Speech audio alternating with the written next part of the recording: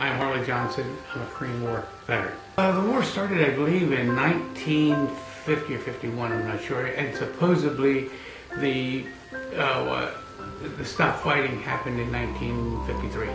I was in the military police, and what we did is we moved from one country to another country, taking documents and other important information, plus guarding the compound in Taiwan, which covered the United States Navy, the United States Marines, the United States Air Force, and the United States Army.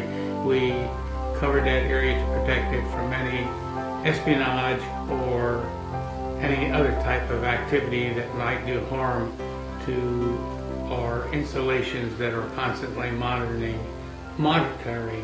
the Chinese communists. And this is myself down here in the right-hand corner. And that's when I was a young man of 19 years of age.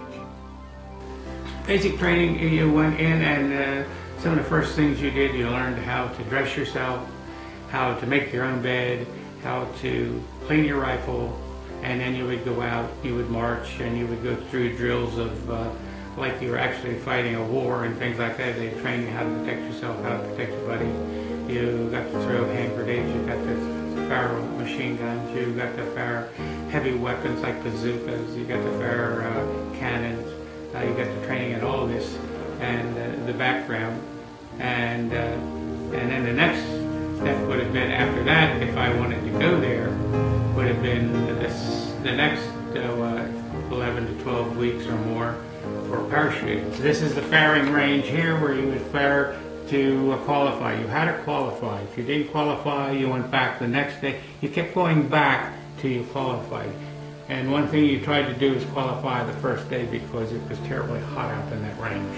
One of the interesting stories is our base, which included, like I said, the Navy, Marines, Air Force, and the Army, was on top of a hill in Taiwan, which during World War II, the Japanese used as a kamikaze base to fly their airplanes off of.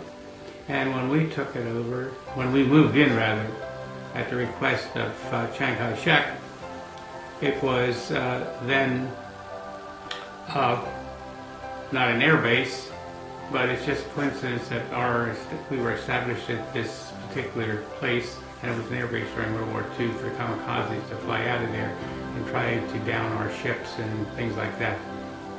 You would have to understand what the kamikazes were during World War II. They were Japanese flyers who fly these planes, and they would do suicide missions and fly their planes into ships to try and destroy the American fleet that was off the coast. I have friends at the VFW, the American Legion, and the AMVETS that were in during the war and actually seen fighting and were in positions of enemy lines, and we all talk about it.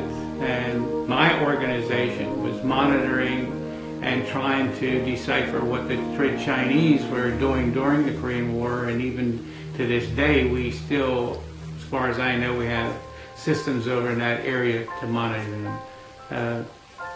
But a lot of them, some want to talk about it, some don't want to talk about it, but most of us classify it as the forgotten war. And to this day, I think it is more or less of a forgotten war. I really think that all young people should serve sometime during the service because it ends up benefiting them in the long run. Just remember the Korean War, remember our veterans, remember our dead from there, and remember the people at home that suffered along with them.